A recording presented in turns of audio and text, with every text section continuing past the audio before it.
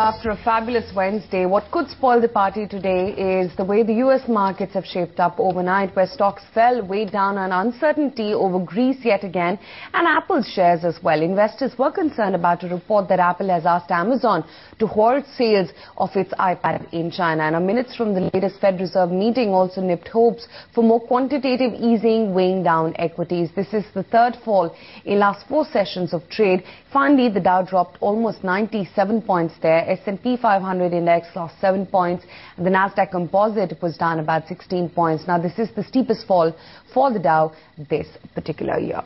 Asian markets also trading a bit soft. No steep corrections, no sharp corrections across the board. This is mild profit booking after the recent run-up. 1% down for Kospi, 1% down for Korea, 0.5% down for Taiwan. What about the other basic risk indicators? Dollar, crude, gold, copper. None of the risk indicators are indicating that currently the risk on trade is getting challenged. The dollar index is still above 80. Global volatility has shot up, but it's not at 30 or 35. It is manageable.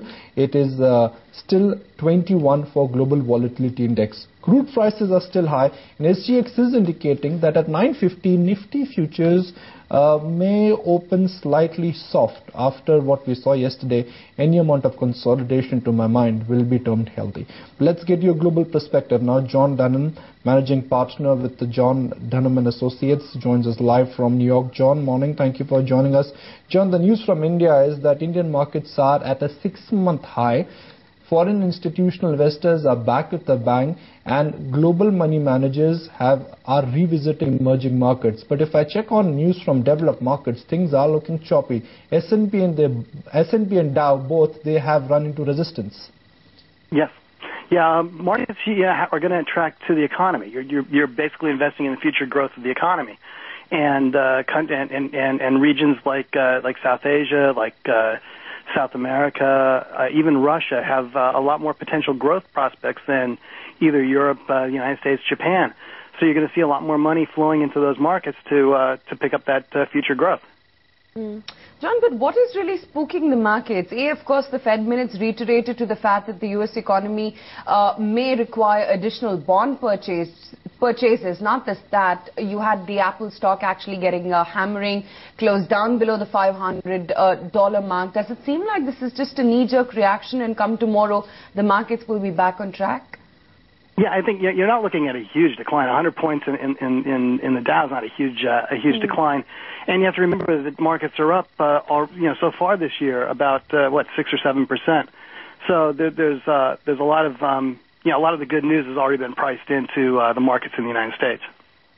John, if I look at all asset classes for the year 2011, major asset classes have appreciated because of emergence of risk on trade. Do you think the risk on trade is now getting challenged? The dollar index is marching towards 80. Global volatility also has shot up. Yeah, that's one of the big concerns right now is the amount of volatility, particularly with what's going on in Europe. The Greece situation, which seems to have people just reacting with knee-jerk reactions left and right. I think you're going to have to see things settle down in Europe before you see volatility decreasing, and then you might see more of a return to normal markets.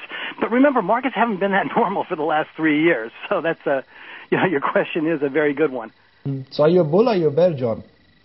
Right now, I'm an economist, so I'm never a bull or a bear.